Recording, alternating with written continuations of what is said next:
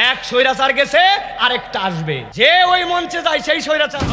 মাহফিল শেষে বাড়ি ফেরার পথে ভয়াবহ দুর্ঘটনার কবলে পড়েছেন ইসলামী বক্তা আব্দুল হাই মোহাম্মদ সাইফুল্লাহ। ট্রাকের ধাক্কায় দুমড়ে মুচড়ে গেছে তাকে বহনকারী গাড়িটি। দুর্ঘটনায় তিনি বুকে, চোখে এবং পিঠে গুরুতর আঘাত পেয়েছেন। শনিবার রাতে টাঙ্গাইল যমুনা সেতু এক্সপ্রেসওয়েতে ঘটে এই ভয়াবহ দুর্ঘটনা।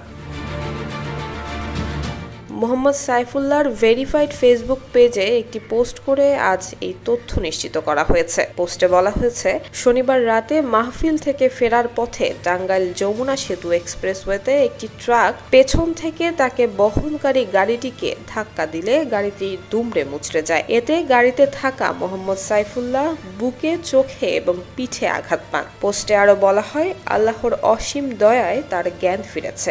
Double million offer Walton fridge কিনে পেতে পারেন 20 লক্ষ টাকা, রয়েছে কোটি কোটি টাকার নিশ্চিত উপহার। টাঙ্গাইলে প্রাথমিক চিকিৎসা শেষে তাকে দ্রুতই ঢাকায় নেওয়া হয়। চোখের উন্নত চিকিৎসার জন্য নেওয়া হয় ব্যবস্থা।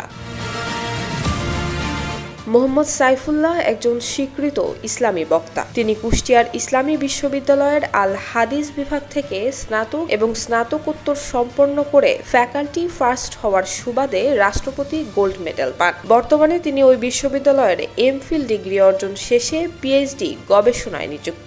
এছাড়া তিনি বাংলাদেশের বর্তমানে মসজিদুল জুমা কমপ্লেক্স পল্লবী শাখার খতিব হিসেবে দায়িত্ব পালন করছেন। পাশাপাশি তিনি বেসরকারি টেলিকম প্রতিষ্ঠান ইবিএস এর রিলিজিয়াস ডিরেক্টর হিসেবে কাজ করছেন। দুর্ঘটনায় মোহাম্মদ সাইফুল্লাহর পরিবারের সদস্যরাও আঘাতপ্রাপ্ত হয়েছেন। এমন অবস্থায় প্রিয় বক্তার দ্রুত সুস্থতা কামনা করছেন তার ভক্ত অনুরাগীরা। নুসরাত জাহান মেহেক, জয় জয় দিন।